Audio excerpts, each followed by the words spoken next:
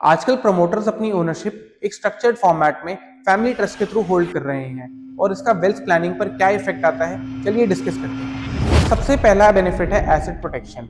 अगर प्रमोटर की लाइफ में कोई बड़ी लाइबिलिटी आ जाती है या कोई डिस्प्यूट हो जाता है और उसके सारे के सारे एसेट्स उनका ट्रस्ट होल्ड करता है और उनके पर्सनल नाम पर एसेट्स नहीं है, तो उस लाइबिलिटी या डिस्प्यूट को सेटल करने में ट्रस्ट के एसेट्स को उनके पर्सनल एसेट्स नहीं माना जाएगा। ट्रस्ट के एसेट्स को सेपरेट समझा जाएगा, इससे उनके सारे एसेट्स सेफ रहेंगे। तो दूसरा बेनिफिट है सक्सेशन प्लानिंग। जब भी कोई ट्रस्ट बनता है तो उसकी एक ट्रस्ट डीड होती है। उस ट्रस्ट डीड में लिखा होता है कि कौन से पैसे का कौन बेनिफिशियरी है, किस पैसे का क्या होगा।